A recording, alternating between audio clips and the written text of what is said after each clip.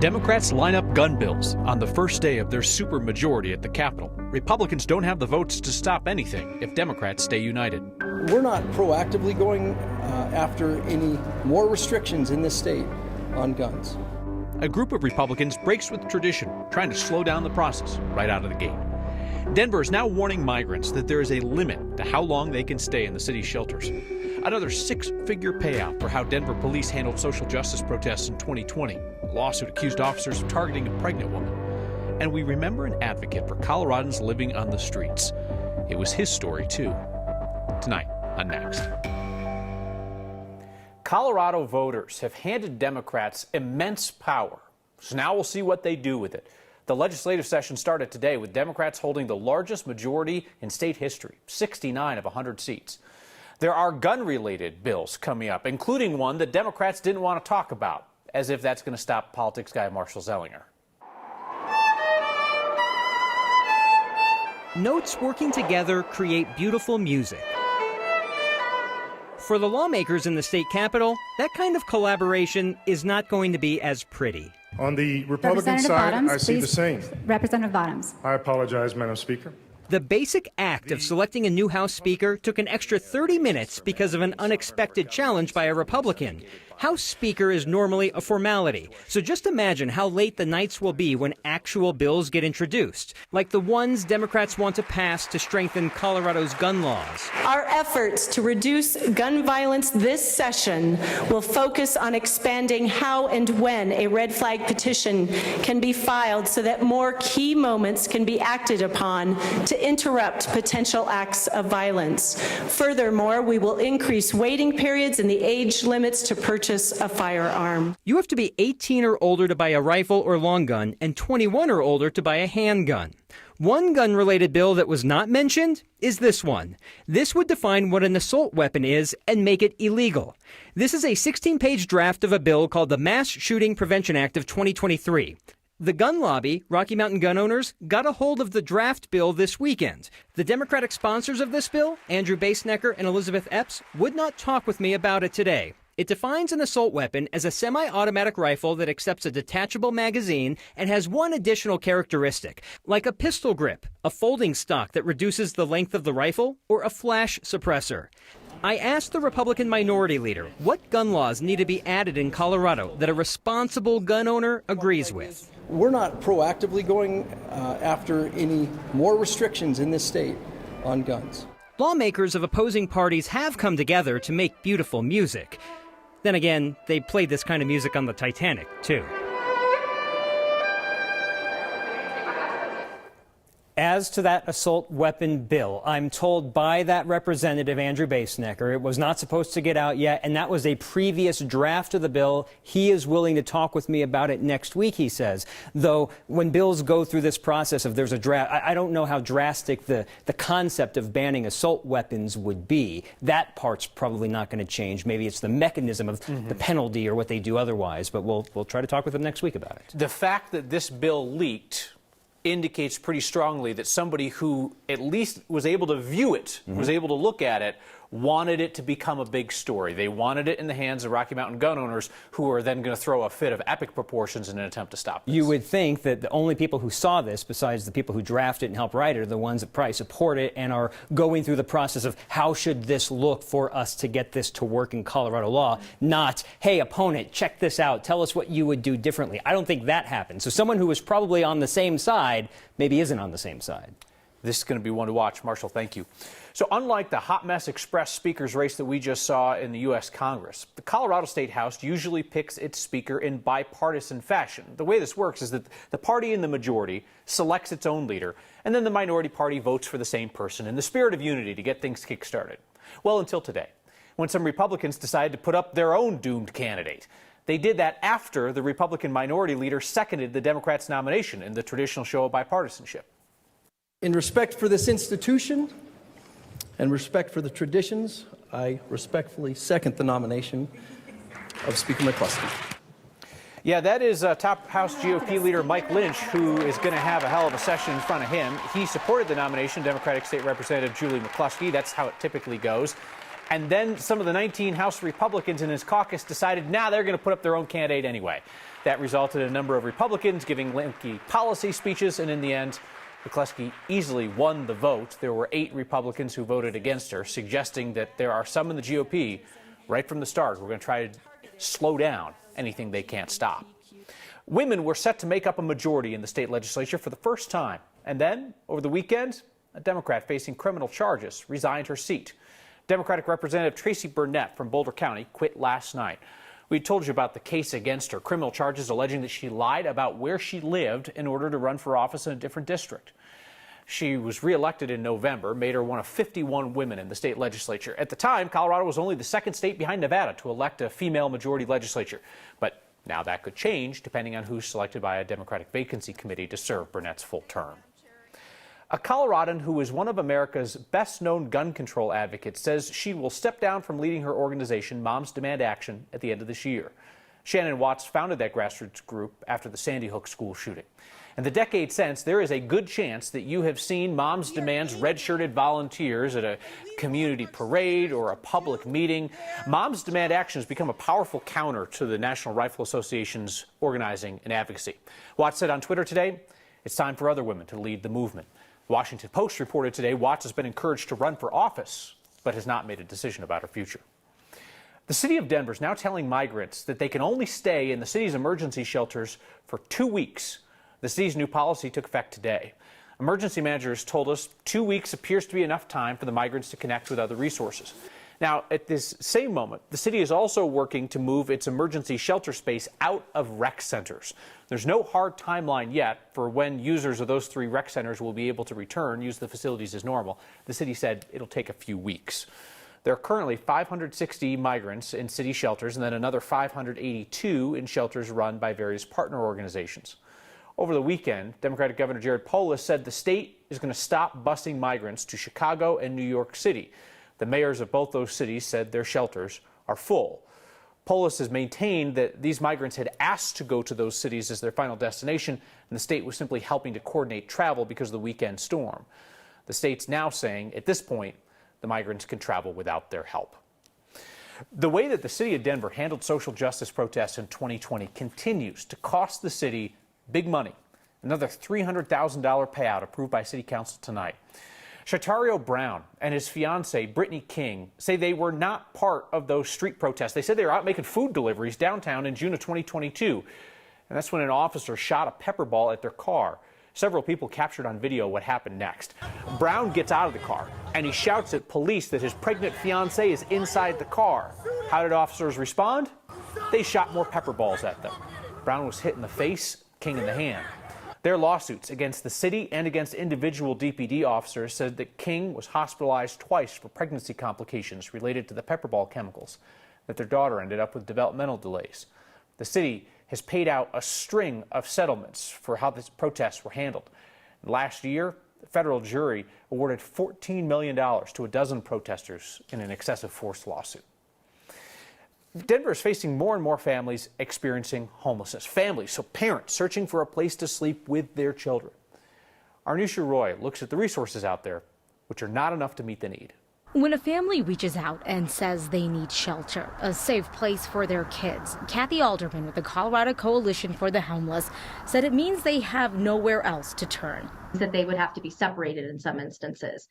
And so families really try to, find other family members to stay with. Sometimes they'll stay in their cars. Midori Higa with the city of Denver says they've seen a 244% increase in family homelessness since the pandemic. Peak of families coming into shelter, that was around 240 families. But that may not even be the full picture. We just don't have a lot of shelter that is built out for families. Now more people are left with no choice but to ask for that help, an indication of being priced out in the housing market, rents going up, people being evicted, COVID complicating things as families juggled kids, cost of living, and working. Huge apartment buildings went up, but they're all micro apartments. So in a tight market and short on resources, the city is working on putting more money towards rapid rehousing for another 100 families.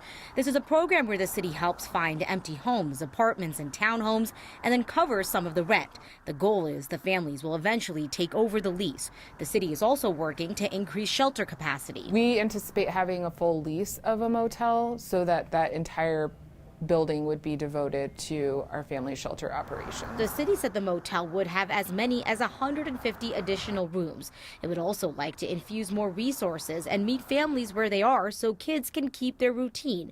But will it be enough is hard to tell. We don't really know the breadth of the issue among families because so few families really seek out services as a family. If a child doesn't know where they're going to be sleeping at night, it's very hard for them to pay attention at school.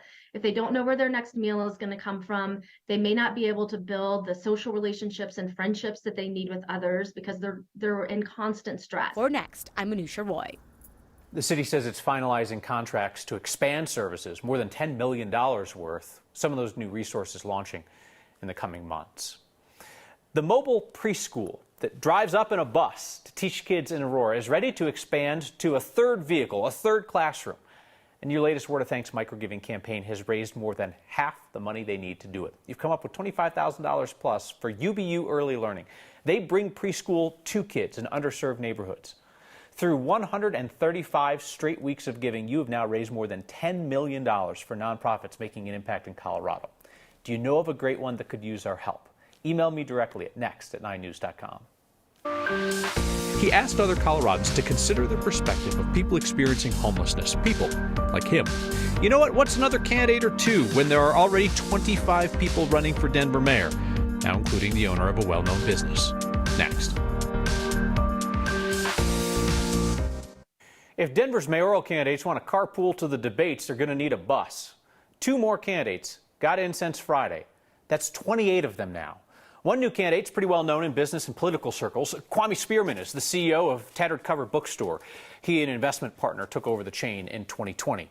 Other new candidate is a guy named Matt Brady, who works for the Salvation Army. He and Spearman have just 10 days to get the signatures they'll need to qualify to get on the ballot. Families who lost everything in the Marshall Fire are going to get some additional help they've been requesting. Insurance companies will extend benefits for basic necessities like housing costs for 1 more year. Some survivors only had 12 months of coverage for additional living expenses, so that would have just run out for them. The Colorado Division of Insurance asked insurance companies to voluntarily extend that coverage to 24 months, and they agreed. In Colorado, insurers are required to offer 2 years of coverage, but many homeowners choose a cheaper 1-year option.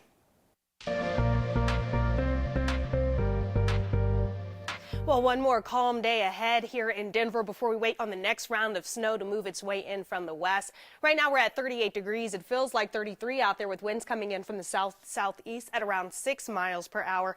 And as you take a look at our HD Doppler radar, you can see this larger system pretty long. In fact, moving its way in from the west, and we will eventually see that make its way into the Front Range and Eastern Plains after hanging out for an entire day in the high country and western slopes. So this is already starting to push its way in from the west, and it's going to hang out here as we go throughout the day Tuesday. It's really going to fill out tonight. We're going to see it throughout the day tomorrow, and then eventually it makes its way further west as we make our way into maybe half the day on Wednesday or so, maybe noon, and then continues to make its way further eastward. So because of that, we do have several winter weather advisories that will be in effect for different times for different areas. For example, Rapid Ears Pass, that's going to be from 9 o'clock this evening until noon tomorrow. But most of the area in this teal color in that winter weather advisory area will see between maybe 3 to 8 inches of snowfall. Now, those higher elevations will see those higher totals where we could see 8 to 12 inches or 6 to 12 inches in some areas in the central portions. Again, those higher elevations, we're going to continue to watch for those winds to gust as well, which does create that blowing snow, reduces your visibility out there on the roads, and creates that hazardous travel. So if you are planning any sort of road trips further west over the next couple of days, this is something you really want to keep an eye out for. In the meantime, we do continue to be dry and calm here across across the Front Range. Tonight, we'll see mostly cloudy skies. We'll watch for that mountain snow, but lows only dropping to around 28 degrees. And for the day tomorrow, those winds will kick in as that change starts to approach. We'll see those temperatures in the middle 50s. We're going to continue to watch for that mountain snow to eventually make its way further eastward as we go throughout the day Wednesday. So here in Denver, I would assume that snow maybe starts around noon or so on Wednesday, and we're going to watch for other areas of the Front Range to see that snow start to push in a little sooner. That quickly moves out, though. So as we make our way into next weekend, we'll see more sunny skies, those temperatures back in the 50s. And if you have any plans for MLK Day on Monday, we'll see partly cloudy skies, temperatures in the upper 40s, a slight chance for a rain-snow mix. He used his voice to share his story and those of other Coloradans experiencing homelessness. That's next.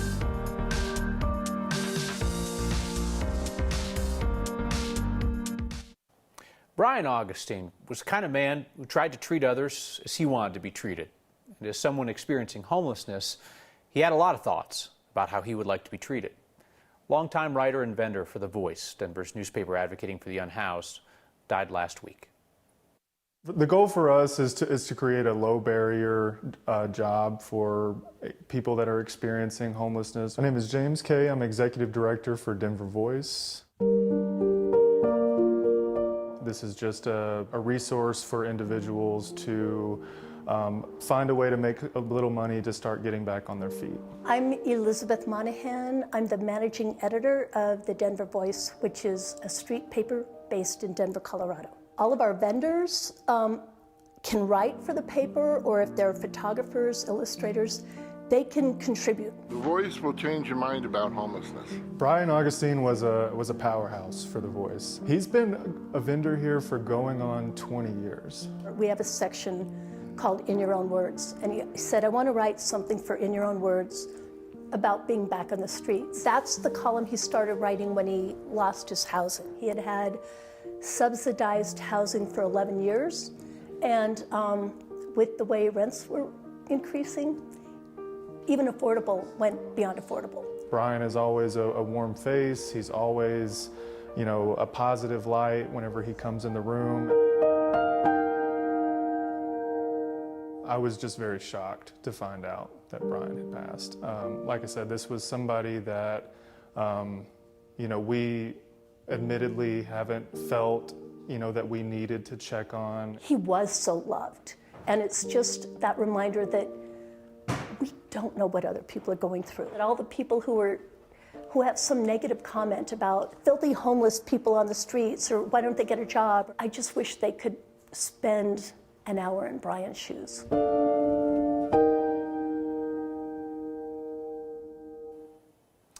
The paper's leaders say that Brian's final installment of his column, Back on the Streets, will run in their February issue.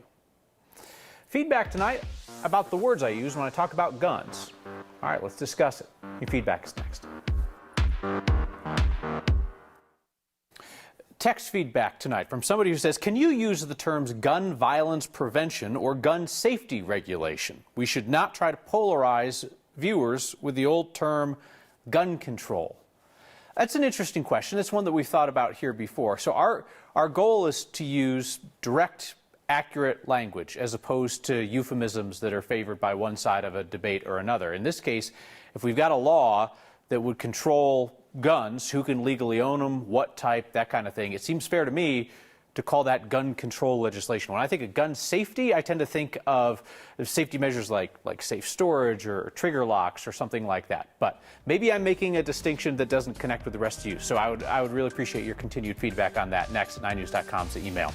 Shirley writes in to say, should we start a list of people who are not in the running for Broncos head coach? I like that idea, Shirley. I'm out. I like to have a banquet at the game. So you can't do that on the sidelines. See you next time.